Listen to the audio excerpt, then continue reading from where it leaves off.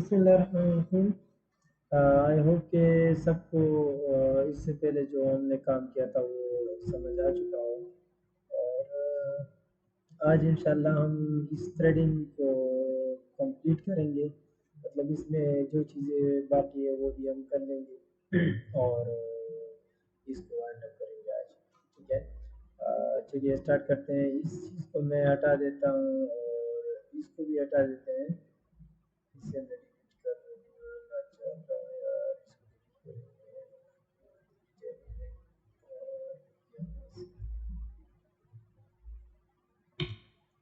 ठीक हो गया।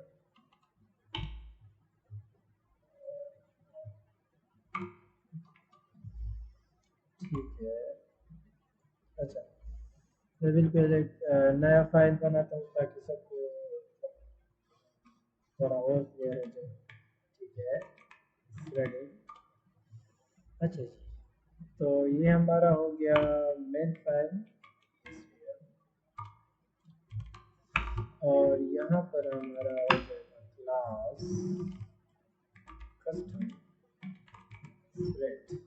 ठीक है, custom thread x tends thread. Okay, ये हो गया हमारे साथ। और आज हम पढ़ेंगे थ्रेडिंग में जिस तरह हम अपने थ्रेड को किस तरह नाम दे सकते हैं। ठीक है, और इसके अलावा किस तरह नेम को डिस्प्ले कर सकते हैं कि हमारे थ्रेड का नाम क्या है। और इसके अलावा हम अपनी थ्रेड की प्रायोरिटी किस तरह सेट कर सकते हैं कि कौन सा थ्रेड पहले रन होगा, कौन सा बाद में होगा। ठीक है, अभी तक तो सब कुछ मतलब शेड्यूलर कर रहा था ना, कि वो खुद ही डिसाइड करता था कि किस थ्रेड को एग्जीक्यूशन मतलब पहला दिया जाए और किस थ्रेड को बाद में। ठीक है, तो आज हम ये देखेंगे कि किस तरह हम खुद जो है ना उसकी प्रायोरिटी सेट कर सकते हैं। लेकिन अनफॉर्चुनेटली जो हम प्रायोरिटी सेट करेंगे वो हमारे ऑपरेटिंग सिस्टम में शायद सपोर्ट नहीं है। तो इसलिए प्रायोरिटी हम सेट तो करते हैं लेकिन उस प्रायोरिटी के बेस पर हमारी थ्रेड्स नहीं चलती। लेकिन बहरहाल हमने मतलब जस्ट सीखना है कि किस तरह हम प्रायोरिटी को सेट कर सकते हैं। ठीक है, और कांस्टेंट प्रायोरिटीज क्या क्या है, मतलब कितनी है और कौन कौन से हैं, ये चीज़ देखेंगे। और इसके अलावा भी बहुत कुछ चलो स्टार्ट कर लेते हैं। ठीक है, सबसे पहले हम अपनी थ्रेड को किस तरह नाम दे सकते हैं। Public void run. ठीक हो गया, ये तो हमारा नॉर्मल फंक्शन है। यहाँ आते हैं और कस्टम थ्रेड की एक ऑब्जेक्ट बना देते हैं। ठीक हो गया, और थ्रेड डॉट स्टार्ट ये हो गया। और अभी हम क्या करते हैं कि सबसे पहले पढ़ लेते हैं गेट नेम फंक्शन। ठीक है, गेट नेम फंक्शन हमारे पास क्या करता है कि गेट नेम फंक्शन हमारे पास थ्रेड का नाम डिस्प्ले कर देता है। ठीक है, मतलब हमारे करंट थ्रेड का जो नेम होगा उसको ये डिस्प्ले करेगा। ठीक है, तो इसको हम क्विकली चेक कर लेते हैं कि किस तरह काम करता है। हम लिख सकते हैं कि साइट और थ्रेड डॉट गेट नेम का फंक्शन है हमारे पास। ठीक है, तो इससे हमारे पास इस करंट थ्रेड का नेम डिस्प्ले हो जाएगा। ठीक है, जस्ट हम इसको रन करते हैं ताकि हमको पता चले कि जो थ्रेड हमने क्रिएट किया है इसका नाम क्या है। अभी तक इसको हमने कोई नेम तो नहीं दिया, लेकिन हम जस्ट देखते हैं कि इसका बाय डिफॉल्ट क्या नाम रहता है।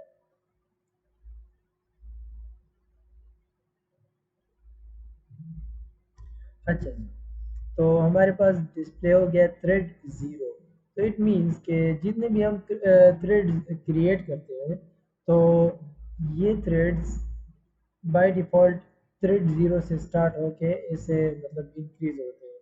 अगर हम कोई दूसरा थ्रेड क्रिएट करें तो उसका नाम थ्रेड वन, फिर थ्रेड टू, इस तरह चलते जाएगा। और जितने हम थ्रेड्स क्रिएट करेंगे उतने ही नंबर्स बढ़ते हैं।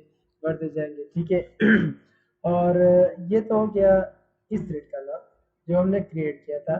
और जो हमारे पास मेन थ्रेड है, मतलब यहाँ पर जो मेन थ्रेड चल रहा है, उसका भी नाम हम प्रिंट कर सकते हैं। हम लिख सकते हैं कि thread dot current thread dot gate name, ठीक है। तो इससे हमारे पास मेन थ्रेड का नाम आ जाएगा। यहाँ मैं जस्ट लिख देता हूँ कि चाइल्ड थ्रेड नेम, ठीक हो गया। और यहाँ पर मैं लिख देता हूँ कि मेन थ्रेड नेम, ठीक हो गया। तो अब हमारे पास बिल्कुल मतलब क्लियर हमको नज़र आएगा कि child thread name is thread 0, main thread name is main, ठीक है। तो आई होप सो कि आपको गिट नेम का मतलब ठीक से क्लियर से अंदाज़ा हो चुका होगा कि गिट नेम हमारे पास किस तरह काम करता है, ठीक है। कोई भी थ्रेड का ऑब्जेक्ट हो, उस उसके उस पर हम मतलब गेट नेम का फंक्शन अप्लाई कर सकते हैं, ठीक है। और जो हमारे पास मेन थ्रेड है, इसका कोई ऑब्जेक्ट नहीं है, तो इसलिए हम थ्रेड डॉट करंट थ्रेड, ये करंट थ्रेड मैंने आई होप सो कि आपको बताया होगा या नहीं, लेकिन अगर नहीं भी बताया तो आप मैं बता देता हूँ कि करंट थ्रेड हमारे पास इस थ्रेड का मतलब जो हमारे पास मेन थ्रेड है, थ्रेड क्लास जो है हमारे पास, उसका हमारे पास रेफरेंस रिटर्न करता है। ये हमारे पास जो करंट रनिंग स्टेट में जो थ्रेड होगा उसका रेफरेंस हमको रिटर्न करता है, ठीक है। तो जब हमको रेफरेंस यहाँ से मिल जाता है तो फिर हम कहते हैं कि गेट नेम। तो इससे क्या होता है कि उस थ्रेड का हमारे पास नेम आ जाता है, ठीक है। तो यहाँ ये जो है ना, ये हमको इस मेन थ्रेड जो है उसका ऑब्जेक्ट मतलब रेफरेंस उसका हमको रिटर्न कर देता है। और फिर हम उसके ऑब्जेक्ट पर गेट नेम का फंक्शन या मेथड कॉल करते हैं, तो ये हमको उसका नेम रिटर्न करता है, ठीक है। तो आई होप सो कि आपको क्लियर हो चुका होगा। अच्छा जी, ये तो हमारे पास हो गया गेट नेम। अब एक दूसरा फंक्शन है हमारे पास जो कि है सेट नेम, ठीक है। तो सेट नेम के नाम से ही जाहिर है कि इसके थ्रू से हम किसी भी थ्रेड का नेम सेट कर सकते हैं, ठीक है। तो अभी तक तो इससे हमारे पास रिजल्ट आ रहा है कि थ्रेड थ्रेड 0, ठीक है। और इससे हमारे पास आ रहा है नेम, ठीक है। चलो हम यहाँ पर इसको इस तरह कर लेते हैं कि कॉपी कर लेते हैं और यहाँ पर हम थ्रेड का नेम चेंज करते हैं, थ्रेड डॉट सेट नेम। और यहाँ पर कोई भी नेम हम दे देते हैं, चलो दे देते हैं अली, ठीक है। हमने अपने इस थ्रेड को, इस वाले थ्रेड को हमने अली का नाम दे दिया, ठीक है।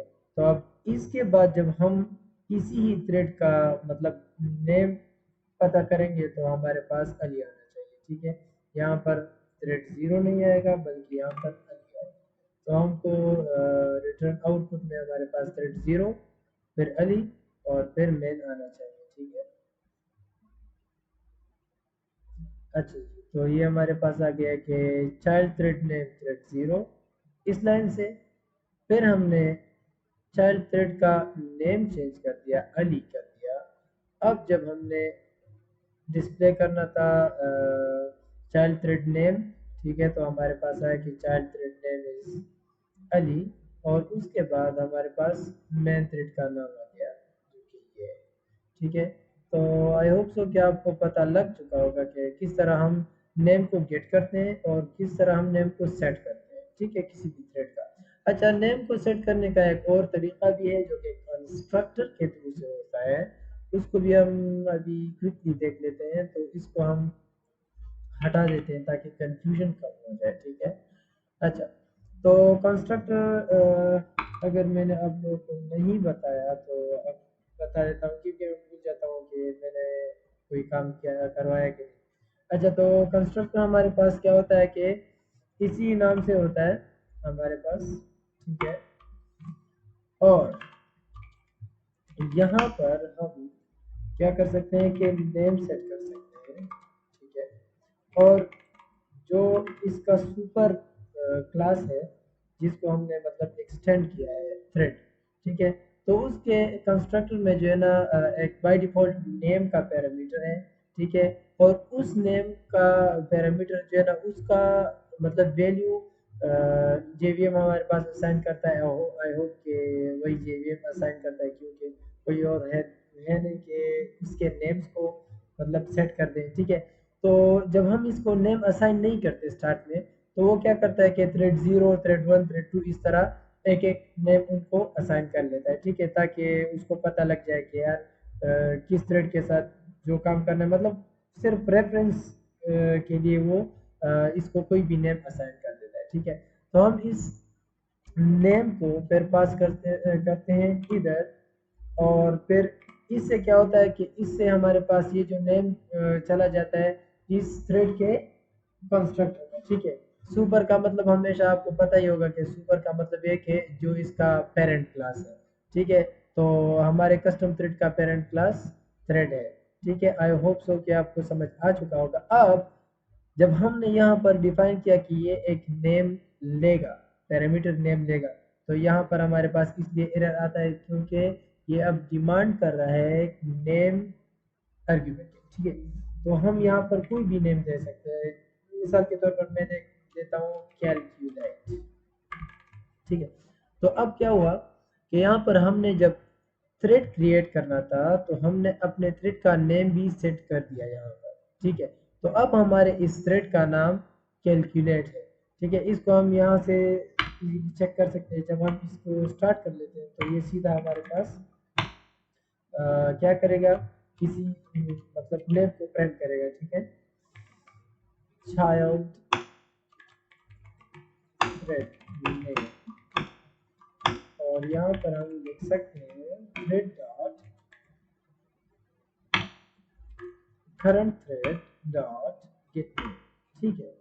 तो इससे हमारे पास क्या होगा कि जो करंट रनिंग थ्रेड है उसका नेम हमारे पास डिस्प्ले होगा। अब ये चीज़ मैंने यहाँ पर लिख दी है ना, मतलब यहाँ तो मैं ऐसा भी लिख सकता था कि मैं लिखूँ कि थ्रेड डॉट गेट नेम, लेकिन ये चीज़ ठीक नहीं है। क्यों? क्योंकि यहाँ पर ये ऑब्जेक्ट है लेकिन इधर तो ऑब्जेक्ट नहीं है। ऑब्जेक्ट इधर है, यहाँ हम कर सकते हैं इससे पहले जिस तरह हमने किया, लेकिन इधर हम नहीं कर सकते। अच्छा, ये चीज़ मैंने इससे पहले भी समझाया था कि थ्रेड डॉट करंट थ्रेड हमारे पास क्या करता है, जो करंट रनिंग स्टेट में जो थ्रेड होता है उसकी रेफरेंस हमको देता है, ठीक है ना। तो जब हमको रेफरेंस मिल जाता है तो उस रेफरेंस पर हम कॉल करते हैं गेट नेम के मेथड को, और गेट नेम हमको उस करंट रनिंग थ्रेड का नेम रिटर्न कर देता है, ठीक है। तो चलिए इसको रन कर देते हैं।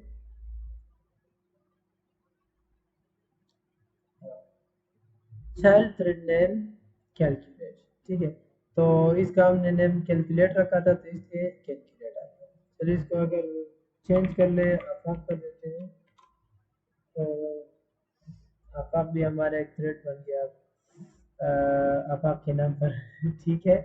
अच्छा, आई होप के ये दो तरीके आपको समझ आ चुके हैं, ठीक है।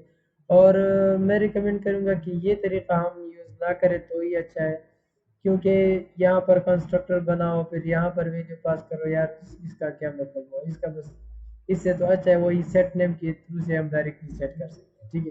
तो इसमें कंफ्यूजन भी नहीं होगा और वो थोड़ा ईजी है, ठीक है। तो आप वही तरीका यूज़ कर ले, वो अच्छा। अच्छा, ये हो गया। अब हम प्रायोरिटी जो हमारे पास थ्रेडिंग की जो प्रायोरिटी है कि किस तरह हम प्रायोरिटी सेट कर सकते हैं, तो वो अब देख लेते हैं। सबसे पहले हमारे पास कुछ कांस्टेंट प्रायोरिटीज है जो कि पहले से थ्रेड क्लास के अंदर मौजूद है, ठीक है। तो उसकी मैं जस्ट नाम यहाँ पर लिख देता हूँ। हमारे पास है एक मेन प्रायोरिटी है, ठीक है, प्रायोरिटी एक हमारे पास नॉर्म प्रायोरिटी है और एक हमारे पास मैक्स प्रायोरिटी है, ठीक है। अच्छा, तो मैक्स प्रायोरिटी का मतलब ये है, ये मतलब इक्वल है हमारे पास 10 का, ये इक्वल है हमारे पास 5 का और ये इक्वल है हमारे पास 1 का, ठीक है। एक और बात, जो प्रायोरिटी है वो आप 1 से लेकर 10 तक सेट कर सकते हो, मतलब किसी भी थ्रेड का प्रायोरिटी आप 1 सेट कर सकते हो, 2 3 4 5 6 7 8 9 10, ठीक है। इससे ना कम और ना ज़्यादा, ठीक है। अच्छा, अगर किसी थ्रेड की प्रायोरिटी सबसे ज़्यादा है तो वो सबसे पहले रन होगा, जिसकी कम है फिर वो बाद में रन होगा और जिसकी और भी कम है तो वो सबसे लास्ट में, ठीक है। और अगर दो मतलब सेम प्रायोरिटी वाले थ्रेड्स हो, मतलब दो थ्रेड्स हो हमारे पास और दोनों की प्रायोरिटी 5 हो या दोनों की प्रायोरिटी 1 हो या दोनों की प्रायोरिटी 10 हो, तो इस सिचुएशन में फिर जेवीएम खुद डिसाइड करेगा कि यार किसको मैंने पहले एग्जीक्यूट करना है, किसको पहले चांस देना है, ठीक है ना। अभी तक जो हम मतलब इससे पहले जितना हमने किया था, चाइल्ड और पेरेंट दोनों एक साथ रन होते थे, कभी चाइल्ड आगे जाता था कभी पेरेंट। अब इस सिचुएशन में क्या होता था कि जो जेवीएम है हमारे पास वो खुद डिसाइड करता था कि यार किसको मैं पहले चांस दूँ, ठीक है। तो वो रेंडमली किसी को भी चांस देता था, क्यों? क्योंकि दोनों की प्रायोरिटी 5 थी, ठीक है। जो हमारे पास मेन थ्रेड है, मेन थ्रेड, इसकी बाय डिफ़ॉल्ट प्रायोरिटी होती है 5, ठीक है। और एक उसूल आप याद रखें कि जब भी हम कोई थ्रेड बनाते हैं, ठीक है ना, कोई थ्रेड जब हम बनाते हैं तो वो अपनी पेरेंट की प्रायोरिटी को इनहेरिट कर देता है, ठीक है ना। इसकी एग्जांपल फिर हम देख लेंगे कि किस तरह ये मतलब अपनी पेरेंट की प्रायोरिटी को इनहेरिट कर देता है, ठीक है। तो ये चीज़ अपने जहन में रखें। ये मतलब बाय डिफ़ॉल्ट है, हम इस तरह सेट कर सकते हैं, मतलब सिर्फ मिन प्रायोरिटी लिखें तो उसका मतलब 1 हो गया, सिर्फ नॉर्म प्रायोरिटी रखें तो उसका मतलब 5 हो गया और मैक्स का 10 हो गया, ठीक है। अच्छा, तो इसको अभी हम रिमूव कर लेते हैं और अच्छा, तो अब हम देख लेते हैं कि हम अपनी थ्रेड की प्रायोरिटी किस तरह मालूम कर सकते हैं, ठीक है। तो इसके लिए हमारे पास एक मेथड है गेट प्रायोरिटी, ठीक है, नाम से ही जाहिर है। तो चलिए हम अब देख लेते हैं कि हमारे मेन थ्रेड का प्रायोरिटी क्या है, ठीक है। अगर हम इसको इस तरह लिख दें, thread dot current thread dot gate priority, ठीक है। तो इसको मैं ज़रा यहाँ स्पेस देता हूँ। चाइल्ड थ्रेड क्रिएट करने से पहले मैं अपनी पेरेंट थ्रेड की, जो कि मतलब हमारे पास मेन थ्रेड है, उसकी प्रायोरिटी देखना चाहता हूँ। तो मैंने क्या किया कि थ्रेड डॉट करंट थ्रेड, जो करंट रनिंग थ्रेड है, तो यहाँ पर रनिंग थ्रेड हमारे पास यहाँ पर कौन सा होगा? मेन होगा। लेकिन यहाँ पर रनिंग थ्रेड कौन कौन होगा? चाइल्ड थ्रेड होगा, मतलब ये कस्टम थ्रेड जो है, ठीक है। तो यहाँ पर मैंने क्या किया कि मेन थ्रेड का प्रायोरिटी पूछा है, मतलब या उसको गेट करने की मेथड अप्लाई किया है। तो यहाँ पर हमको इसकी जो भी प्रायोरिटी होगी वो हमको मिलेगी, और बाय डिफ़ॉल्ट जो हमारा मेन थ्रेड होता है उसकी प्रायोरिटी 5 होती है, ठीक है। तो इसकी यहाँ पर हमको मिलना चाहिए 5, ठीक है। अब इसके बाद जब हमने थ्रेड क्रिएट किया, चाइल्ड थ्रेड, ठीक है, तो इसको भी हम देख लेते हैं कि इसकी प्रायोरिटी क्या है। तो हम देख सकते हैं कि थ्रेड डॉट गेट प्रायोरिटी, ठीक है। तो इससे हमको इस थ्रेड की जो भी प्रायोरिटी होगी वो हमको मिल जाएगी, ठीक है। और इसकी भी जो है ना बाय डिफ़ॉल्ट 5 है, क्योंकि जब भी हम थ्रेड को क्रिएट करते हैं तो ये अपने पेरेंट थ्रेड की प्रायोरिटी को इनहेरिट कर देता है, ठीक है। तो चलिए इसको रन कर देते हैं।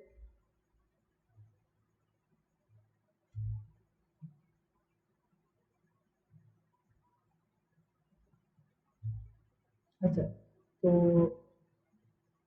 आपको दिख रहा होगा कि दोनों की प्रायोरिटी 5 है, क्योंकि इसकी तो बाय डिफ़ॉल्ट 5 है मेन थ्रेड की, और जब हमने चाइल्ड थ्रेड बनाया तो इसने भी जो है ना मेन थ्रेड की प्रायोरिटी को इनहेरिट कर दिया। ठीक है, चलो अब इसको चेंज कर लेते हैं कि इसको किस तरह हम चेंज कर सकते हैं। ठीक है, पहले तो हमने गेट किया, अब क्या करते हैं कि इसकी प्रायोरिटी को हम चेंज कर लेते हैं। ठीक है, तो इससे हमको दो चीज़ों का अंदाज़ा हो जाएगा कि जब हम चेंज कर लेते हैं तो फिर जब हम कोई थ्रेड बनाते हैं तो ये वो नया वाला वैल्यू इनहेरिट कर देता है, क्योंकि जब हम थ्रेड बनाते हैं तो ये अपनी पेरेंट की प्रायोरिटी को देखता है, तो उसकी पेरेंट की प्रायोरिटी हमने चेंज की होगी, तो फिर क्या होगा कि ये अपने पेरेंट का प्रायोरिटी इनहेरिट कर देगा। ठीक है, तो हम लिख देते हैं कि thread dot current thread dot set priority, और सेट प्रायोरिटी में हम 1 से लेकर 10 तक कोई भी वैल्यू दे सकते हैं। चलो इसको हमने 9 दे दिया। ठीक है, तो अब क्या होगा, जब हमने 9 सेट किया इसकी प्रायोरिटी को, फिर हमने एक थ्रेड बनाया नया, फिर जब हम इसकी प्रायोरिटी देखेंगे तो इसकी प्रायोरिटी 9 होगी। ठीक है, तो आई होप सो कि ये इसी तरह होगा। हाँ, ये देखिए, ये जो पहला वाला हमको मिल रहा है यहाँ से, ठीक है, ये मेन थ्रेड की है। ठीक है, फिर हमने मेन थ्रेड की जो है ना प्रायोरिटी चेंज किया, चाइल्ड की नहीं चेंज की, मेन थ्रेड की प्रायोरिटी चेंज किया। फिर जब हमने थ्रेड बनाया नया तो इसने अपने पेरेंट की जो है ना प्रायोरिटी को इनहेरिट कर दिया। फिर जब हमने चाइल्ड चाइल्ड का जब हमने प्रायोरिटी देख लिया तो वो हमारे पास नया। इसके बाद हम इसकी भी प्रायोरिटी चेंज कर सकते हैं, मतलब थ्रेड डॉट सेट प्रायोरिटी हम कर सकते हैं, और इसको हम ऐड देते हैं। ठीक है, और इस लाइन को हम कॉपी करके यहाँ पेस्ट कर देते हैं। ठीक है, तो जब हमने इसको ऐड कर दिया तो ये हमको यहाँ पर ऐड डिस्प्ले करेगा। ठीक है, तो इसको हम रन कर देते हैं अभी। ये देखें, ये ऐड जो है ना ये इसकी है, इसके लिए मैं मतलब ये लिख सकता हूँ कि ये कौन कौन से मतलब मेन थ्रेड। ठीक है, main thread priority of main thread. ठीक है, प्रायोरिटी ऑफ मेन थ्रेड, ठीक हो गया। और यहाँ पर हमें प्लस प्लस है, और कंट्रोल सी, ताकि अंदाज़ा हो जाए सबको।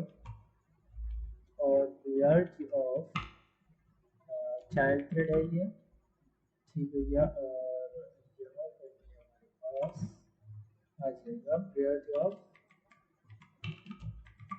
Child thread.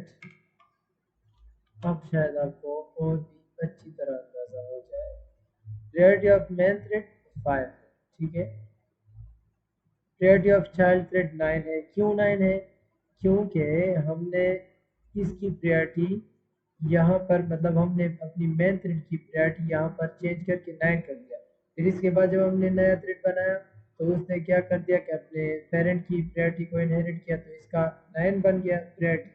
तो जब हमने चाइल्ड की प्रायोरिटी देखी तो वो 9 थी, जो कि यहाँ पर है। ठीक है, और फिर हमने इसकी प्रायोरिटी चेंज किया, लेकिन यहाँ पर ये क्यों ऐसा आ रहा है, 9 क्यों आ रहा है, इसको देख लेते हैं क्या हो जाए। Thread dot set priority 8, priority of child thread, यहाँ पर 8 आना चाहिए, 8 आना चाहिए। अच्छा अच्छा, ठीक है, ये 8 इसलिए नहीं आ रहा क्योंकि हमने अपने थ्रेड को स्टार्ट किया है। ठीक है, जब आप थ्रेड को स्टार्ट कर लेते हो तो उसके बाद आप प्रायोरिटी सेट नहीं कर सकते। ठीक है, तो या तो हम इस तरह करेंगे कि इस लाइन को यहाँ पर लेके आएंगे, और या तो हम इसको स्टार्ट ही ना करेंगे। ठीक है, हम इसको बस स्टार्ट नहीं करते क्योंकि यहाँ पर हमारे पास एग्जीक्यूशन के लिए कोई चीज़ है ही नहीं, तो हम इसको या तो कमेंट, हाँ कमेंट कर लेते हैं इसको। ठीक है, तो अब ये हमारे पास बिल्कुल ठीक होगा।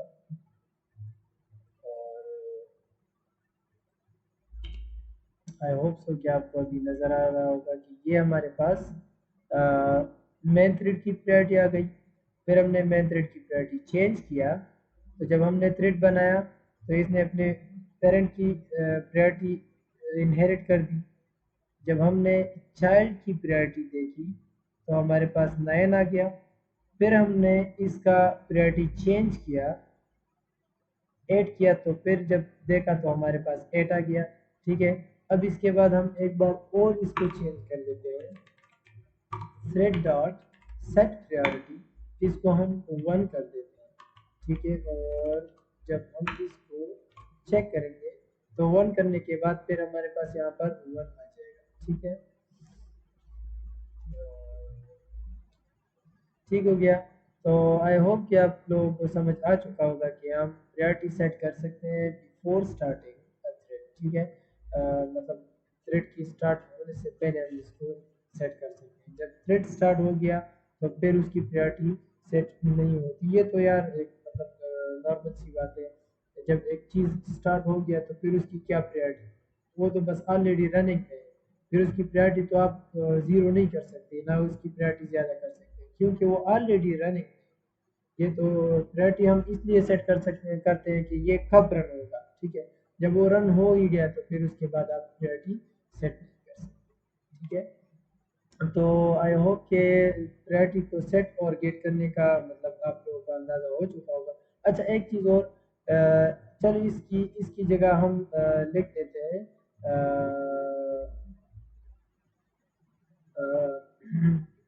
इसकी जगह हम वही चीज़ लिख देते हैं, मतलब थ्रेड डॉट मैक्स प्रायोरिटी। ठीक है, तो मैक्स प्रायोरिटी का मैंने बताया था कि मैक्स प्रायोरिटी का मतलब है 10। तो यहाँ पर हमारे पास 10 आना चाहिए। ठीक है, जो कि आएगा, इसको हमने थोड़ा सा कमेंट कर देना है ताकि ये फिर से गड़बड़ ना करे। ठीक है, तो लास्ट में हमारे पास 10 आएगा।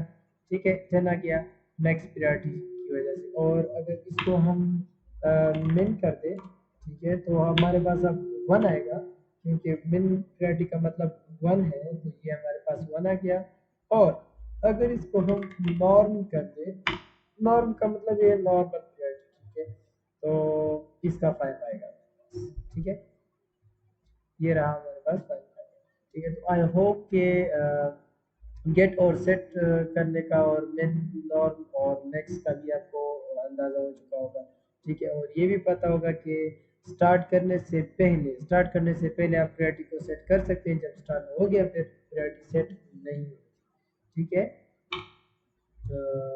चलिए इसको तो मैं अभी हटा देता हूँ क्योंकि ये अब हमारे काम का नहीं रहा। अच्छा जी, तो अब हम पढ़ते हैं कि अच्छा, अब हम पढ़ेंगे यील्ड मेथड। ठीक है, तो यील्ड मेथड सबसे पहले जान लेते हैं कि यील्ड मेथड हमारे पास क्या काम करता है। यील्ड मेथड जो है हमारे पास उसका स्ट्रक्चर कुछ इस तरह है। Static public static void static native void public static void why I I think so कि ये कुछ इसी तरह ही है।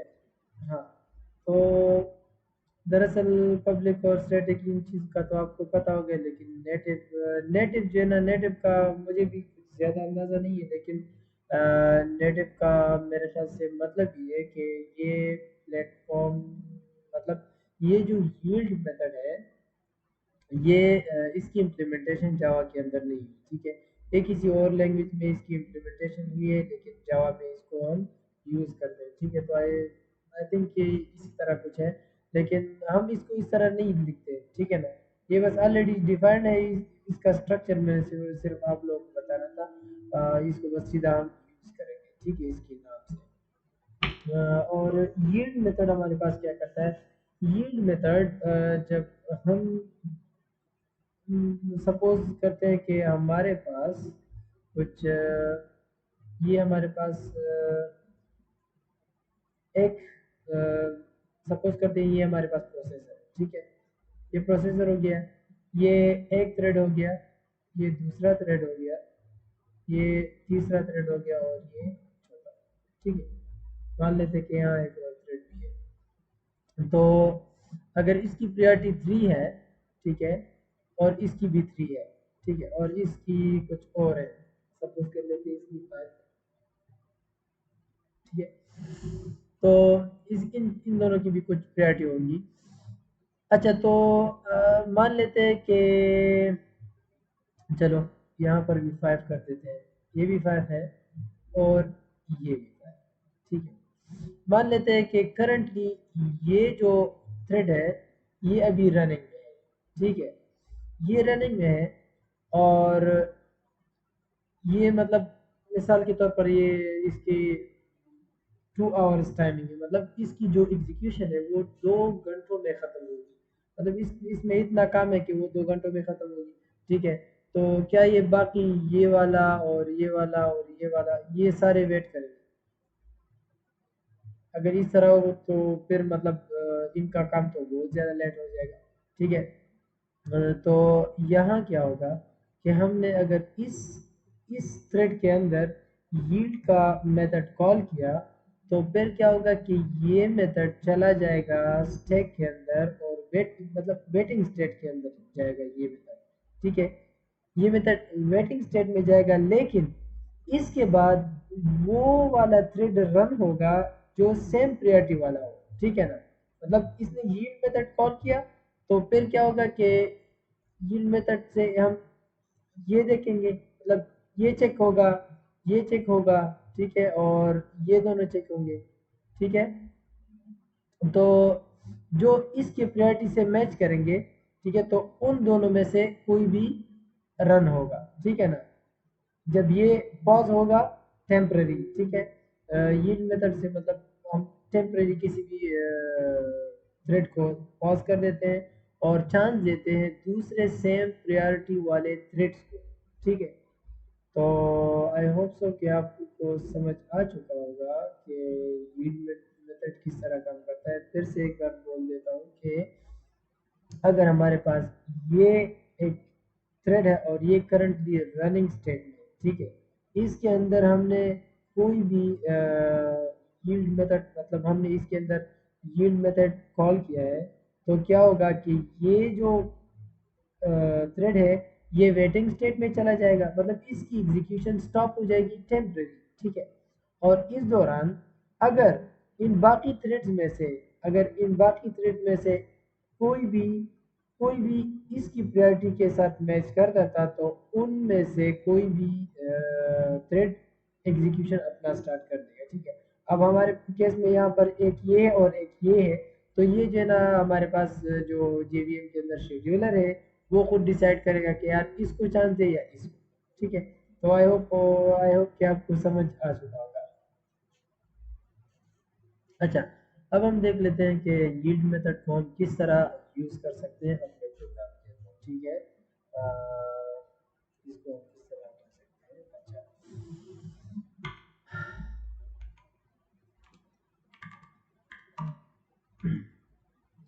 इसको हम कर लेते हैं 20 और साउथ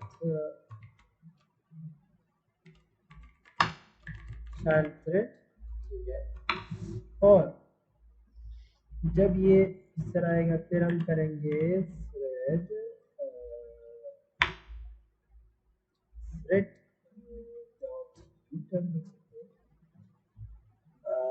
थ्रेड डॉट यील्ड नहीं, क्यों? क्योंकि ये एक स्टैटिक मेथड है और मैंने आपको इसका स्ट्रक्चर इसलिए दिखाया ताकि ये चीज़ मैं आपको क्लियर कर सकूं कि जब हमारे पास कोई मेथड स्टैटिक हो तो उसको हम क्लास के नाम से ही कॉल कर सकते हैं, ठीक है। तो हम इसको कस्टम थ्रेड डॉट यील्ड के नाम से कॉल कर सकते हैं, ठीक है। अच्छा, और यहाँ पर एक और फॉर लूप हम लगा देते हैं, इसको 10 कर देते हैं और यहाँ पर हम देते हैं नेम। अच्छा, तो अब यहाँ पर क्या होगा कि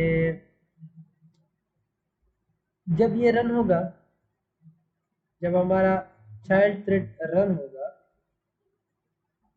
तो एक बार जब ये प्रिंट करेगा चाइल्ड थ्रेड, फिर ये वेटिंग स्टेट में चला जाएगा, ठीक है। और वेटिंग स्टेट में जब ये जाएगा तो मेन थ्रेड को मौका मिलेगा, मेन थ्रेड अपनी एग्जीक्यूशन स्टार्ट कर दे, ठीक है। फिर जब इसकी बारी आएगी, फिर से ये चाइल्ड थ्रेड प्रिंट करेगा और फिर से जो है ना ये वेटिंग स्टेट में चली जाएगी, ठीक है ना। अच्छा, इसको इसकी ज़रा हम ऑब्जेक्ट को बना दें।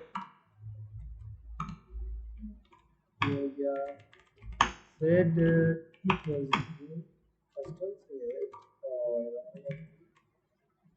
थ्रेड को स्टार्ट कर सकते हैं, ठीक है। अच्छा जी, तो अच्छा, इसको रन करने से पहले मैं आपको एक और बात बता दूं कि यील्ड मेथड भी जो है ना हमारे पास एग्जैक्ट ठीक से हमारे ऑपरेटिंग सिस्टम में रन नहीं कर रहा, ठीक है। बाकी इसकी यूजेज इसी तरह ही है।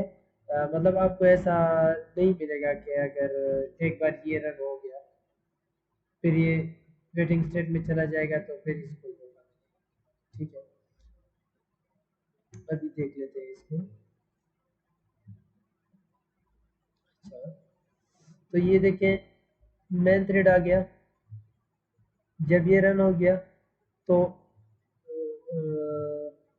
वेटिंग स्टेट में चला गया, ठीक है। और फिर जो है ना हमारे पास मेन थ्रेड और फिर चाइल्ड चाइल्ड, ठीक है। इसकी मैं थोड़ी सी यहाँ पर चेंजिंग कर लेता हूँ ताकि हमको थोड़ा क्लियर हो जाए, ठीक है।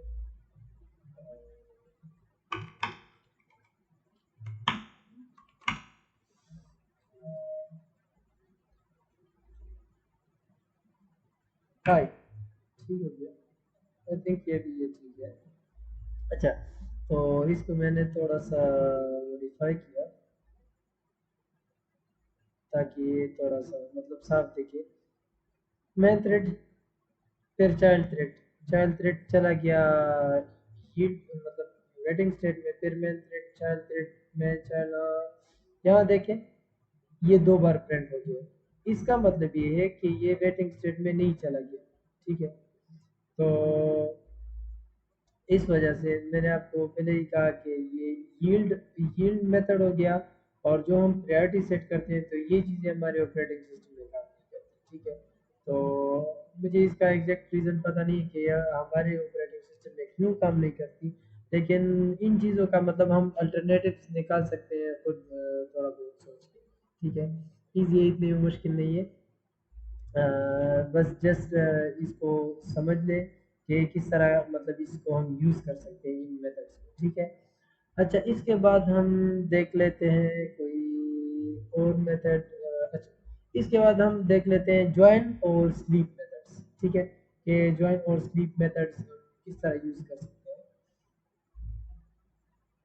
तो इस कोड को हम इस तरह करते हैं कि हाँ, अच्छा, स्लीप मेथड को पहले देख लेते हैं। स्लीप मेथड जो है हमारे पास, वो हमारे थ्रेड को मतलब हमारे थ्रेड की एग्जीक्यूशन को किसी स्पेसिफिक ड्यूरेशन के लिए स्लीप कर देता है, पॉज कर देता है। मतलब वो स्लीपिंग स्टेट में चला जाता है, जो टाइम आपने स्पेसिफाई किया होगा उतना टाइम जब उसका पूरा हो जाए, फिर उस टाइम के बाद वो खुद फिर से अपनी एग्जीक्यूशन स्टार्ट कर देता है, ठीक है। अगर हम यहाँ पर अगर हम यहाँ पर स्लीप मेथड को यूज़ करें तो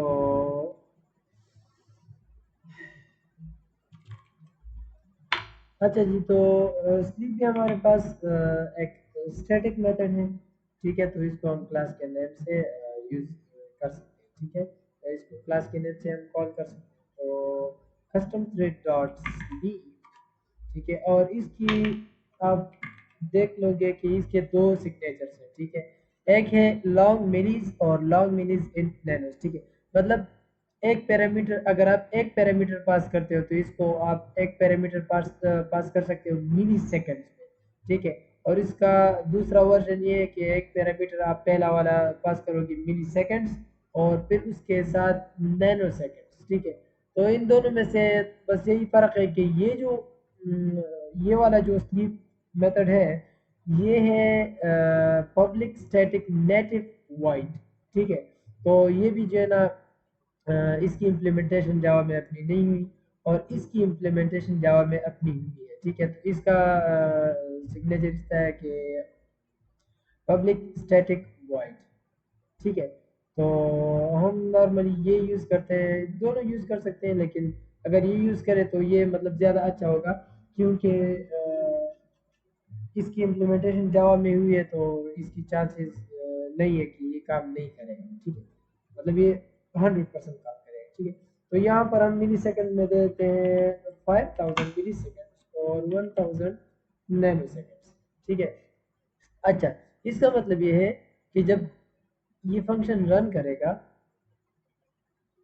चाइल्ड थ्रेड प्रिंट होगा, फिर ये तकरीबन 2-3 सेकंड्स के लिए 4 सेकंड्स के लिए स्लीप हो जाएगा, ठीक है। और फिर उसके बाद दोबारा से ये रन होगा, फिर स्लीप होगा, फिर ये रन होगा, फिर स्लीप होगा, फिर ये रन होगा, ठीक है। तो इसको हम थोड़ा सा कम कर लेते हैं, 5 कर देते हैं, ठीक है, क्योंकि इतना टाइम नहीं है हमारे पास।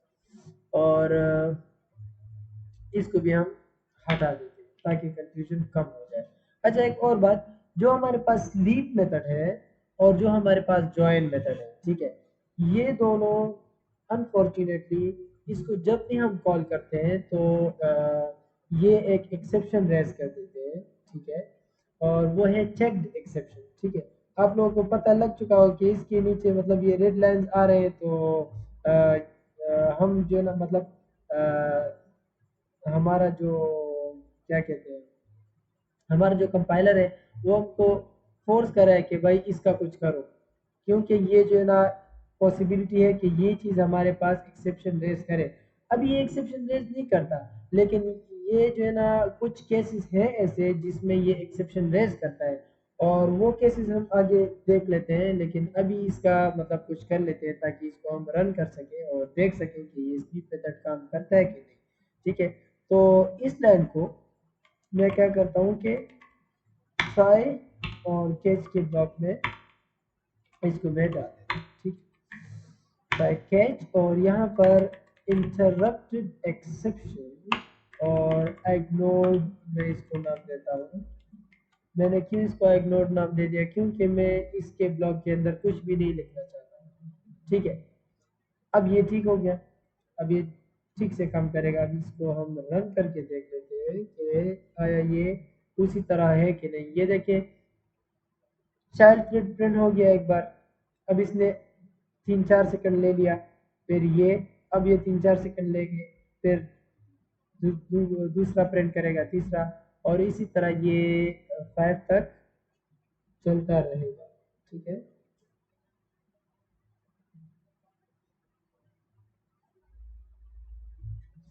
अच्छा, तो इसने 5 बार हमारे साथ प्रिंट किया। तो आई होप कि इस स्लीप मेथड की आपको मतलब ठीक से समझ आ चुकी होगी कि स्लीप मेथड किस तरह हमारे पास हमारे साथ काम करता है। अच्छा, इस चीज़ को फिर देख लेते हैं कि मतलब ये क्यों एक्सेप्शन रेज करता है, ये अभी मैं नहीं बताऊंगा। ये जब हम इंटरप्ट मेथड पढ़ लेंगे ना तो उस दौरान मैं आपको बता दूंगा, तो तब आपको ठीक से समझ आ जाएगा, ठीक है। अभी बताऊंगा तो ठीक से समझ नहीं आएगा। बस अब सिर्फ इतना जान लें कि जो जॉइन और जो स्लीप मेथड है ये दोनों जो है ना हमारे पास इंटरप्टेड एक्सेप्शन रेज कर देते हैं, ठीक है। तो अब स्लीप मेथड हो गया, अब हम जॉइन मेथड पढ़ लेते हैं, ठीक है। देख लेते हैं कि जॉइन मेथड हमारे पास किस तरह काम करता है। तो इसको हम हटा देते हैं और जॉइन मेथड की तरफ आ जाते हैं। अच्छा, सबसे पहले जॉइन मेथड को देख लेते हैं कि जॉइन मेथड किस तरह काम करता है। देखिए जॉइन मेथड हमारे पास किस लिए यूज होता है कि अगर हमारे पास सपोज करें 2 थ्रेड्स हैं, थ्रेड 1 और थ्रेड 2, ठीक है। अगर हम ज्वाइन मेथड को यूज करते हैं थ्रेड 1 के अंदर, ठीक है, थ्रेड 1 के अंदर, तो थ्रेड 1 के अंदर हम किस तरह लिखेंगे कि थ्रेड 2 डॉट ज्वाइन, ठीक है। मतलब इसका ये है कि इसका ये है कि मतलब थ्रेड 2 मतलब थ्रेड 2 के लिए ये थ्रेड 1 वेट करेगा, जब थ्रेड 1 अपना काम खत्म करेगा तो तब थ्रेड 2 हमारे पास रन होगा। या मैंने थोड़ा उल्टा सीधा तो नहीं कहा? अच्छा, यहाँ पर सीधा समझा देता हूँ यार, क्योंकि हवा में बातें करना थोड़ा मुश्किल है। अच्छा, अगर हम ज्वाइन मेथड यूज करते हैं तो ज्वाइन मेथड के लिए हमको ये चीज लिखना होगा, या तो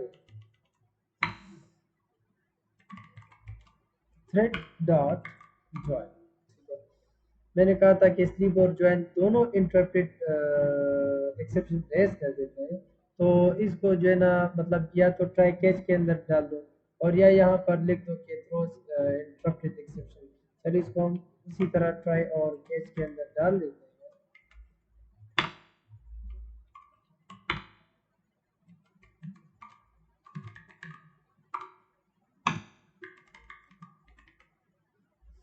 ठीक है। अच्छा, अच्छा जी, तो अब इसके बाद हम इस तरह कर लेते हैं कि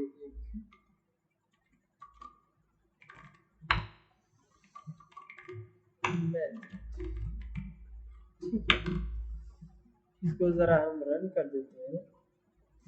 अच्छा, अब इसको समझते हैं कि इसका क्या मतलब है।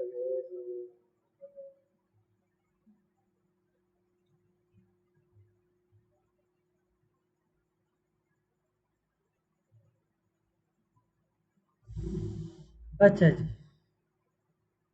अच्छा इसको आप समझते हैं। जब हमने लिखा कि थ्रेड डॉट ज्वाइन, तो इसका मतलब ये हो गया कि जो हमारे पास थ्रेड 1 है, जो मेन थ्रेड है, वो इस थ्रेड के लिए वेट करेगा, ठीक है। इस थ्रेड के लिए वेट करेगा जब तक इसकी एग्जीक्यूशन पूरी नहीं होती, तो ये मेन थ्रेड हमारे पास रन नहीं होगा, ये वही के वही स्टॉप हो जाएगा, ठीक है। इसकी अगर मैं आपको एक रियल लाइफ एग्जांपल दे दूँ, तो चलो हम मान लेते हैं कि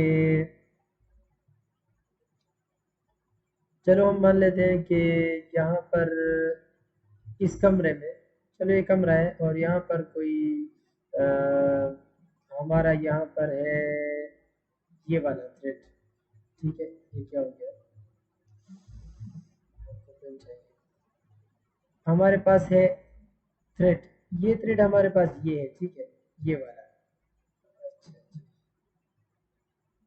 ये थ्रेड है हमारे पास, ठीक है, ये हमारे पास है। और जो हमारा मेन थ्रेड है, ये हमारा मेन थ्रेड है, ठीक है। तो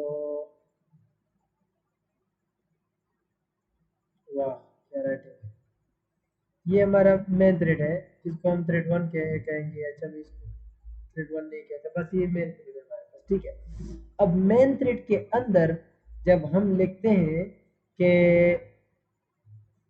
थ्रेड डॉट ज्वाइन, ठीक है, मेन थ्रेड के अंदर जब हम लिखते हैं कि thread dot join T dot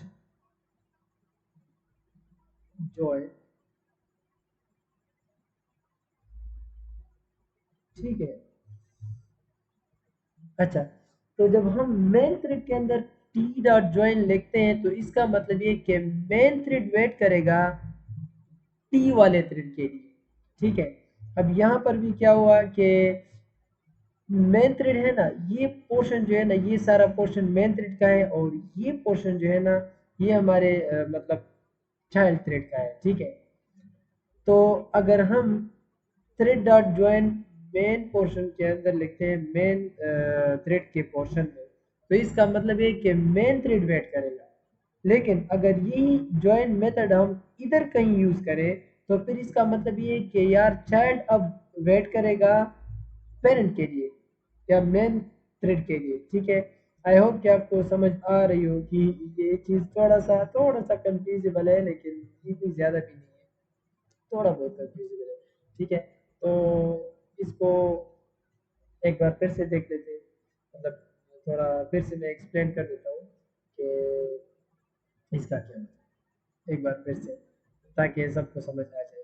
ठीक है, अ, चल इसको मैं हटा देता हूँ, थोड़ा सिंपल कर देते हैं इसको, और ये बस रहने देते हैं। ये हमारे पास चाइल्ड थ्रेड है। ठीक है, चाइल्ड थ्रेड का ऑब्जेक्ट बना है, चाइल्ड थ्रेड को स्टार्ट किया। ठीक है, स्टार्ट किया तो फिर उसके बाद हमने इस मेन थ्रेड के अंदर लिखा के थ्रेड डॉट ज्वाइन। ठीक है, क्या अगर इसकी नाम को मैं थोड़ा सा चेंज करूँ, मतलब T1। ठीक है, या इसको मैं कहता हूँ कि चाइल्ड थ्रेड। ठीक है, अच्छा तो मैंने कहा कि चाइल्ड थ्रेड को हमने स्टार्ट किया, फिर हमने इस मेन थ्रेड के अंदर लिखा कि चाइल्ड थ्रेड डॉट ज्वाइन। इसका मतलब ये है कि मेन थ्रेड वेट करेगा चाइल्ड थ्रेड के लिए जब तक चाइल्ड थ्रेड की एग्जीक्यूशन ख़त्म नहीं होती, ये नेक्स्ट लाइंस को एग्जीक्यूट नहीं करेगा, यहीं पर स्टॉप हो जाएगा। ठीक है, यहाँ पर हम लिख देते हैं कि मेन थ्रेड। ठीक है, तो जब तक ये फॉर लूप ख़त्म नहीं होगा ना, और इसके बाद भी अगर हम कुछ लिख के, मतलब ऐसा कुछ भी लिख के, child thread ended it's execution. ठीक है, child thread ended it's execution, और फिर जो है ना इसके बाद यहाँ आके ये वाला लाइन हमारे पास प्रिंट हो जाएगा। तो इसको एक बार फिर से देख लेते हैं। ये देखें, चाइल्ड थ्रेड हमारे पास फॉर लूप के थ्रू से यहाँ से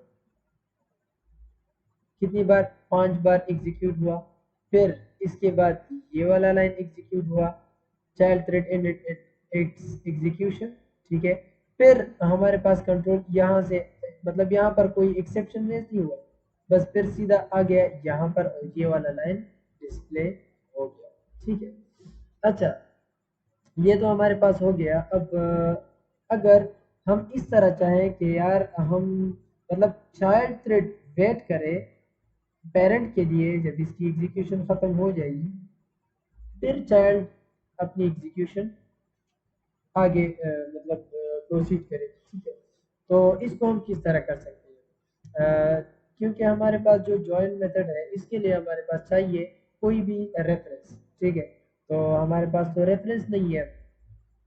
ठीक है ना, चाइल्ड के अंदर हम इसकी रेफरेंस कैसे ले सकते हैं, इसको तो हम मतलब नॉर्मल नहीं ले सकते। तो इसके लिए हम कुछ ऐसा कर सकते हैं कि यहाँ पर हम लेंगे एक स्टैटिक वेरिएबल जो कि थ्रेड को अपने, मतलब थ्रेड के डेटा टाइप का होगा। डेटा टाइप नहीं कह सकते, बस मतलब थ्रेड की रेफरेंस को ये स्टोर करेगा अपने साथ। ठीक है, और वेरिएबल का नाम होगा हमारे पास, चलो मैं कहता हूँ कि मेन रेफरेंस। ठीक है, तो ये हमारे पास यहाँ वेरिएबल आ गया। अब इसके अंदर कुछ भी नहीं है। ठीक है, इसके अंदर कुछ भी नहीं है, और हम जब यहाँ पर आ जाते हैं तो यहाँ हम क्या कर सकते हैं कि custom thread dot main reference के अंदर हम असाइन कर सकते हैं अपनी मेन थ्रेड की रेफरेंस को। ठीक है, तो इससे हमको रेफरेंस मिल जाएगी। तो रेफरेंस हमने यहाँ पर सेट कर दी। जब यहाँ पर हमने सेट कर दी तो अब हम इसको यूज़ कर सकते हैं यहाँ पर, मतलब यहाँ पर हम इसको जब यूज़ करेंगे तो चाइल्ड थ्रेड वेट करेगा पेरेंट के लिए, और जब पेरेंट अपनी एग्जीक्यूशन ख़त्म कर देगी फिर चाइल्ड थ्रेड रन होगा। ठीक है, अब यहाँ पर हम फॉर लूप से पहले इस तरह करते हैं कि मेन रेफरेंस डॉट जॉइन हम कर लेंगे और इसको हम ट्राई और कैच के ब्लॉक में डाल देंगे। ठीक है, क्योंकि ये हमारे पास मुसीबत क्रिएट कर रहा है, तो कैच और इंटरप्ट एक्सेप्शन और इग्नोर कर देंगे इसको। ठीक है, अच्छा, आई होप कि आपको समझ आ रहा होगा कि यहाँ पर क्या चल रहा है। यहाँ पर हम क्या करते हैं कि साउथ और यहाँ पर मेन थ्रेड और ठीक है। अच्छा, तो यहाँ क्या हुआ कि मेन थ्रेड का काम क्या है कि ये हमारे पास मतलब कुछ तकरीबन 10 बार मेन थ्रेड एग्जीक्यूट करेगा। ठीक है, फॉर लूप के थ्रू से। और जो चाइल्ड थ्रेड है हमारे पास, ये हमारे पास 5 बार एग्जीक्यूट करे। चलो इसको हम भी 5 बार कर लेते हैं यार, ज़्यादा ठीक नहीं है, 3 कर लेते हैं, 3 ये हो गया और इसको भी 3 कर देते हैं। चलो ठीक है, ये कोई मसला नहीं है अगर इसको ज़्यादा कम कर दें, लेकिन बस 3 इसलिए अच्छा है कि जितना कम हो तो उतना आसानी से बंदा समझ जाता है। अच्छा, तो चलो इसको हम देख लेते हैं।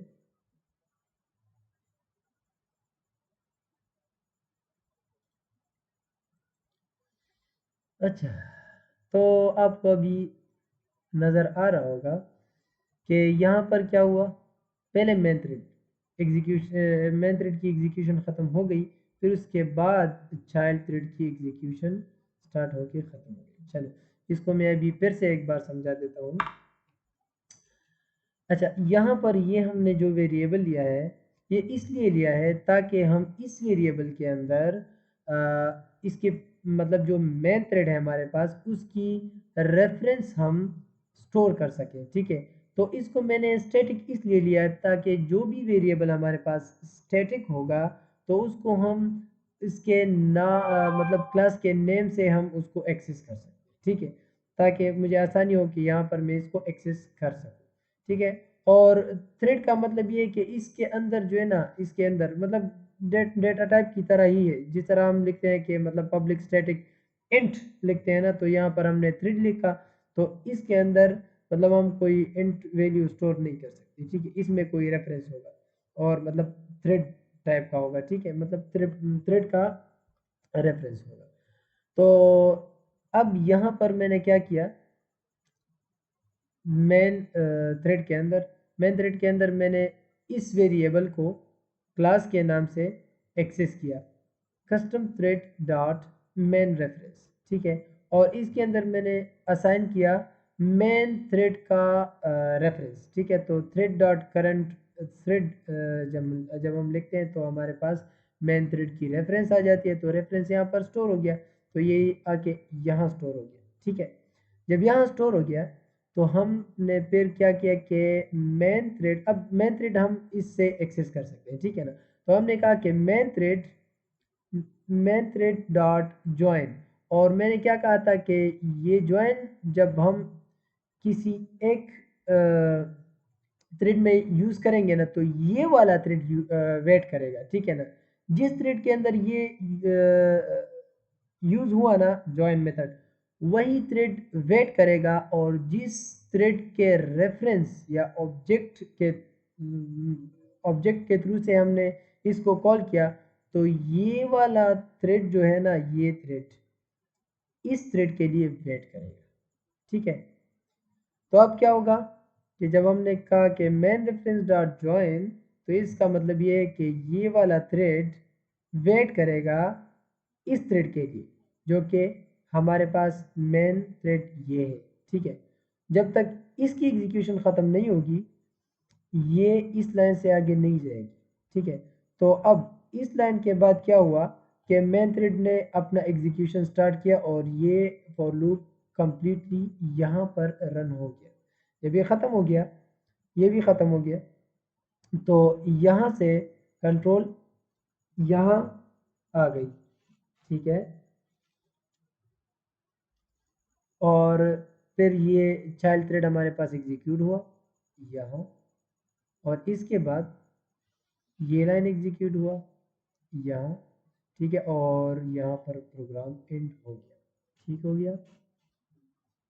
इसको अभी अब हम हटा देते हैं, क्योंकि यार मैं कहता हूँ कि आज के लिए बहुत ही ज़्यादा हो गया। थोड़ा बहुत तो रहता है, चलो इंटरप्ट, सिर्फ इंटरप्ट रहता है, तो मैं तो कहता हूँ उसको भी बड़ा बस पढ़ लेते हैं यार, खाता खत्म कर देते हैं इसको। अच्छा तो अ, इस चीज़ को हटा देते हैं, इसको भी हटा देते हैं, और इसका नाम मैं वापस वही रख देता हूँ, थ्रेड, ठीक है। थ्रेड वन कर देते थ्रेड वन, ठीक है। और यहाँ से मैं ये चीज़ हटा दें, ठीक है, इसकी भी ज़रूरत नहीं है, थोड़ी सफाई कर लेते हैं यहाँ पर। तो अच्छा, अब इंटरप्ट, इंटरप्ट क्या चीज़ है? इंटरप्ट हमारे पास एक ऐसा मेथड है जो कि किसी भी किसी भी थ्रेड को जो है ना, मतलब जब कोई थ्रेड हमारे पास स्लीप स्टेट में होगा या वेटिंग स्टेट में होगा, तो तब उसको इंटरप्ट कर सकते हैं, ठीक है। अच्छा जी तो अभी हम इंटरप्ट को देख लेते हैं कि इंटरप्ट हम क्यों यूज़ करते हैं और किस तरह इसको यूज़ कर सकते हैं, ठीक है। अच्छा एक बार फिर से मैं कह देता हूँ कि इंटरप्ट हम अ, तब यूज़ करते हैं जब, मतलब हम तभी किसी थ्रेड को इंटरप्ट कर सकते हैं जब वो थ्रेड स्लीपिंग स्टेट में हो या वेटिंग स्टेट में हो, ठीक है। तो सिर्फ इन दोनों केसेस में हम किसी भी थ्रेड को इंटरप्ट कर सकते हैं दूसरे थ्रेड से, ठीक है। तो मान लेते हैं कि यहाँ पर हमारे पास जो चाइल्ड थ्रेड है, इसका कोई जॉब है कि मतलब ये कर रहा है 10 बार किसी भी चीज़ को प्रिंट, तो हम कहते हैं अनचाइल्ड, ठीक है। आप भी कहोगे कि यही चीज़ है और बार बार लिख रहा है, तो क्या करें, यही एग्जाम्पल है। अच्छा तो ये हमारे पास 10 बार ये प्रिंट करेगा, ठीक है।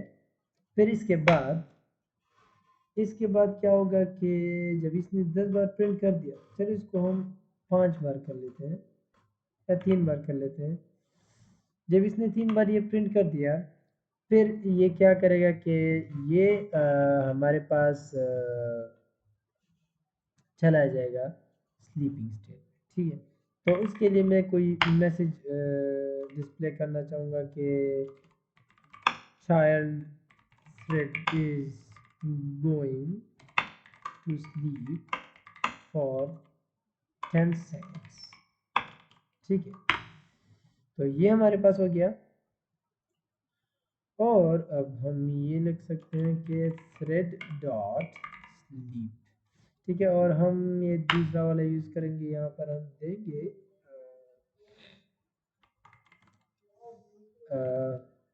तकरीबन ये 10 सेकंड है, और इसके साथ 1000 नैनो सेकंड, नैनो सेकंड्स का मतलब कोई है नहीं, अगर इसको ना भी है तो कोई मसला नहीं है, ठीक है।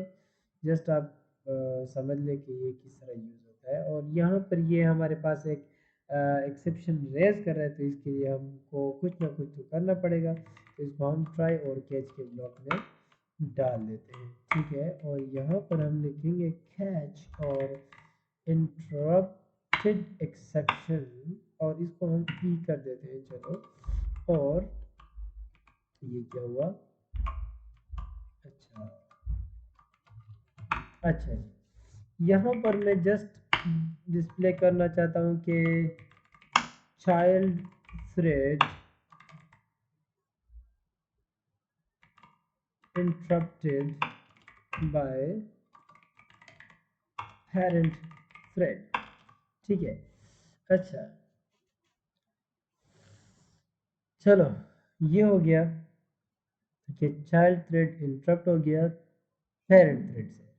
और यहाँ पर हम क्या करेंगे कि अच्छा, इसके बाद एक और स्टेटमेंट में लिख देता हूँ, ये थोड़ी सी ज़रूरी है, ठीक है, ये थोड़ी सी ज़रूरी है।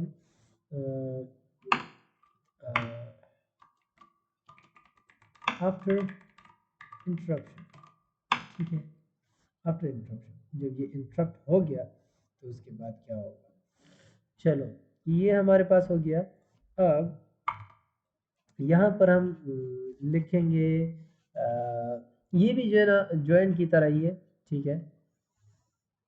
जिस जिस थ्रेड के अंदर हम इसको यूज़ करेंगे तो इसका मतलब ये है, इसका मतलब ये है कि ये वाला थ्रेड जिसके अंदर हम यूज़ कर रहे हैं ये इंटरप्ट कर रहा है इस थ्रेड को, ठीक है, जिसके मतलब यहाँ पर मैं पहले लिख दूँ थ्रेड 1 डॉट इंटरप्ट, ठीक है। थ्रेड 1 डॉट इंटरप्ट हमने लिखा और ये हमने कहाँ पर लिखा, ये हमने मेन थ्रेड के अंदर लिखा, ठीक है। तो इसका मतलब ये है कि मेन थ्रेड थ्रेड 1 को इंटरप्ट करेगा, और कब करेगा, जब भी मेन थ्रेड को पता चले कि भाई ये जो चाइल्ड थ्रेड है ना ये भी स्लीपिंग मोड में है या ये अभी वेटिंग स्टेट में है, ठीक है ना, या तो वेटिंग स्टेट में या स्लीपिंग स्टेट में। तो इन दोनों में से जिस स्टेट में भी होगा तो मेन थ्रेड क्या करेगा, ये इंटरप्ट करेगा थ्रेड 1 को, ठीक है। इंटरप्ट का मैं आपको एक और मिसाल दे दूं। अच्छा, मिसाल से पहले इंटरप्ट जब भी ये लाइन एग्जीक्यूट होगा ना, एग्जीक्यूट होगा, मान लेते हैं कि इस टाइम जब ये लाइन एग्जीक्यूट हुआ तो इस टाइम ये जो चाइल्ड थ्रेड है ये ना तो स्लीप मोड में है, ना तो स्लीप स्टेट में है, और ना तो वेटिंग स्टेट में है, ठीक है। तो फिर तो ये इंटरप्ट नहीं होगा, क्योंकि इंटरप्ट तो तभी होगा ना जब ये स्लीप या वेटिंग स्टेट में होगा, ठीक है। तो फिर क्या होगा कि मेन थ्रेड जब इस लाइन को एग्जीक्यूट करेगा तो ये इंटरप्ट का काम जो है ना ये जेवीएम को हैंड ओवर हो जाएगा, ठीक है।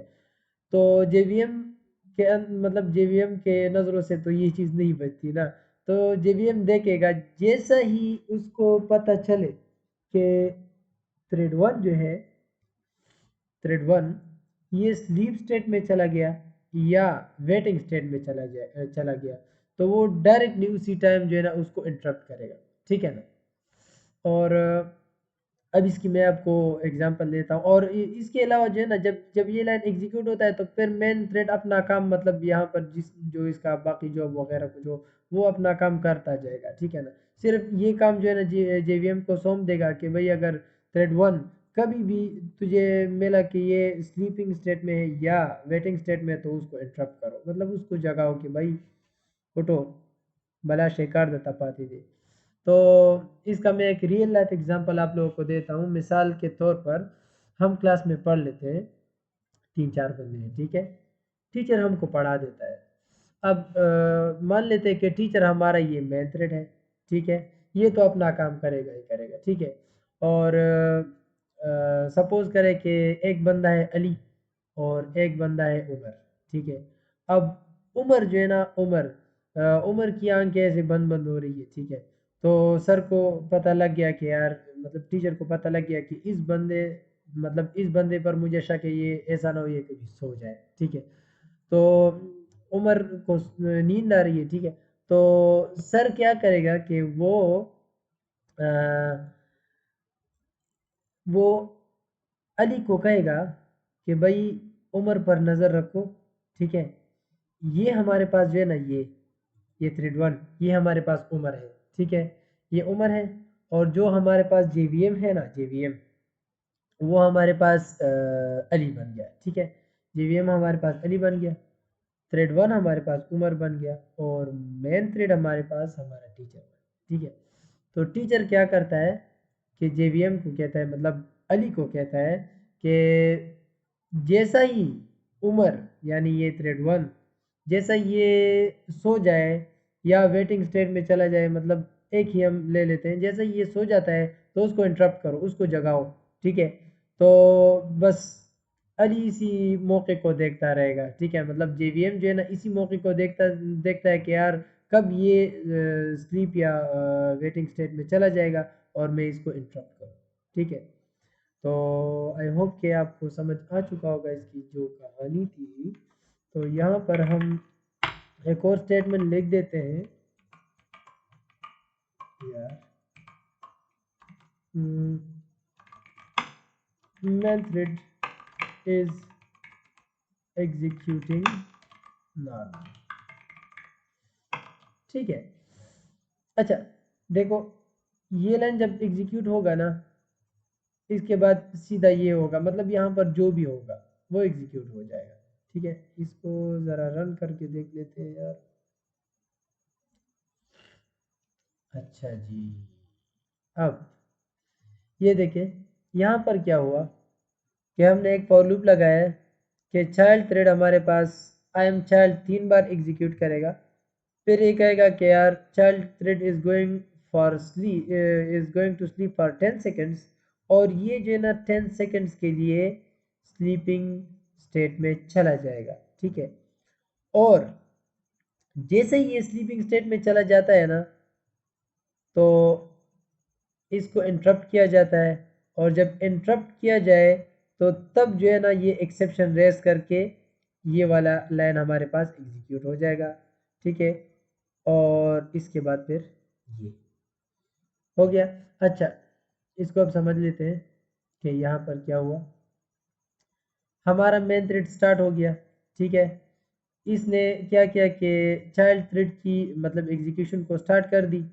फिर इसने थ्रेड वन पर मतलब इंटरप्ट करने की ट्राई कर ली ना, तो जब इंटरप्ट इसने ट्राई किया कि इस थ्रेड वन को इंटरप्ट करे, तो उस टाइम ये मतलब अपनी एग्जीक्यूशन में था, नॉर्मल एग्जीक्यूशन में था, ठीक है। इसको अगर हम ज़्यादा भी कर लेना, 30 भी कर ले, तो आपको थोड़ा और भी अच्छा अंदाज़ा हो जाएगा कि ये जब अपनी नॉर्मल एग्जीक्यूशन में हो ना, नॉर्मल एग्जीक्यूशन में देखिए ये अब नॉर्मल एग्जीक्यूशन में था ना, और इस दौरान ये इंटरप्ट नहीं हुआ। देखो इस लाइन से हमारा कंट्रोल यहाँ आ गया और इस लाइन को सबसे पहले एग्जीक्यूट किया, और ये अभी अपने नॉर्मल एग्जीक्यूशन में है।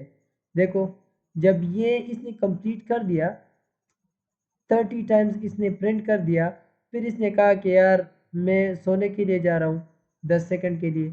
फिर जब ये ये लाइन जब एग्जीक्यूट हुआ ना, तो जेवीएम को पता चल गया कि भाई ये जो थ्रेड है हमारे पास थ्रेड वन, ये तो भाई स्लीपिंग स्टेट में चला गया।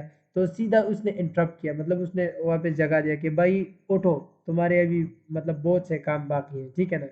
तो ये सीधा उठ गया और एक दो गालियाँ दे दी यहाँ पर, ये इसकी गालियाँ हैं, ठीक है ना।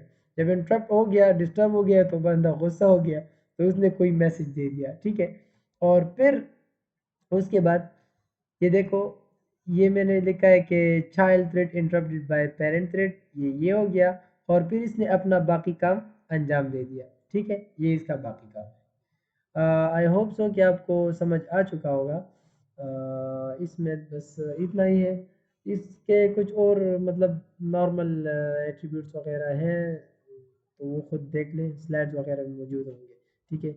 जो चीज़ें ज़्यादा इम्पोर्टेंट थी वो मैंने करवा दी, और मतलब जो चीज़ें थोड़ी मुश्किल थी, ठीक है। और इसके अलावा मैं आप लोगों को एक सरप्राइज़ देना चाहता हूँ, वो अभी मैं तुम लोगों को दिखाता हूँ। अच्छा जी, तो सरप्राइज़ आप लोगों के लिए ऑलरेडी एलएमएस पर गिवन है, ठीक है। तो हमने जो है ना थ्रेडिंग वगैरह सब कुछ पढ़ लिया, ठीक है। और मुझे उम्मीद है कि तुम सब इस असाइनमेंट को पूरा कर सकोगे, मतलब खुद इसको सॉल्व कर सकोगे, ठीक है। मैंने खुद इसको कभी ट्राई नहीं किया, इंशाल्लाह मैं करके फिर आप लोगों को दिखा देता हूँ। लेकिन मुझे उम्मीद है कि ये तुम लोग खुद अब कर सकोगे, ठीक है। तो जिसने भी कर दिया तो काइंडली फिर मुझे भेज दे, ताकि मैं भी देख लूँ, ठीक है। और इंशाल्लाह कल मैं खुद भी कर लूँगा, तो मैं भी आपको फिर दिखा दूँगा कि इसको किस तरह सॉल्व कर सकते हैं, ठीक है। मगर आप लोग लाज़मी इसको ट्राई करना, क्योंकि इसको इसको आपने कर दिया तो बस मुझे ऐसा मतलब मुझे बस यकीन हो जाएगा कि आप बिल्कुल ठीक से समझ गए हो। और अगर इसको आप खुद नहीं कर सकते तो फिर शायद मैंने ठीक से नहीं पढ़ा है। थैंक यू वेरी मच, और मिलते हैं नेक्स्ट टाइम। अल्लाह हाफिज़।